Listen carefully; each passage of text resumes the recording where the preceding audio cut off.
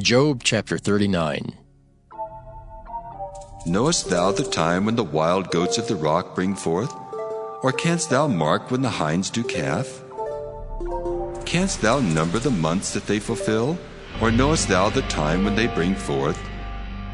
They bow themselves.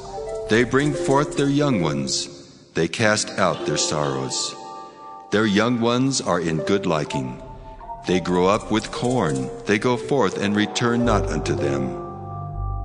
Who hath sent out the wild ass free? Or who hath loosed the bands of the wild ass, whose house I have made the wilderness, and the barren land his dwellings? He scorneth the multitude of the city, neither regardeth he the crying of the driver. The range of the mountains is his pasture, and he searcheth after every green thing. Will the unicorn be willing to serve thee, or abide by thy crib? Canst thou bind the unicorn with his band in the furrow? Or will he herald the valleys after thee? Wilt thou trust him because his strength is great? Or wilt thou leave thy labor to him? Wilt thou believe him, that he will bring home thy seed and gather it into thy barn? Gavest thou the goodly wings unto the peacocks? Or wings and feathers unto the ostrich, which leaveth her eggs in the earth, and warmeth them in dust, and forgetteth that the foot may crush them, or that the wild beast may break them? She is hardened against her young ones, as though they were not hers. Her labor is in vain without fear, because God hath deprived her of wisdom, neither hath he imparted to her understanding. What time she lifteth up herself on high, she scorneth the horse and his rider. Hast thou given the horse strength? Hast thou clothed his neck with thunder? Canst thou make him afraid as a grasshopper?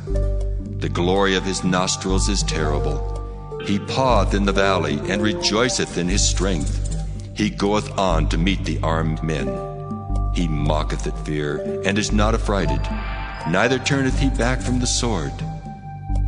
The quiver rattleth against him, the glittering spear and the shield. He swalloweth the ground with fierceness and rage, neither believeth he that it is the sound of the trumpet.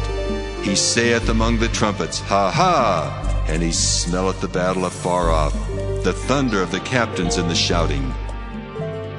Doth the hawk fly by thy wisdom, and stretch out her wings toward the south? Doth the eagle mount up at thy command, and make her nest on high? She dwelleth and abideth on the rock, upon the crag of the rock and the strong place. From thence she seeketh the prey, and her eyes behold afar off. Her young ones also suck up blood, and where the slain are, there is she.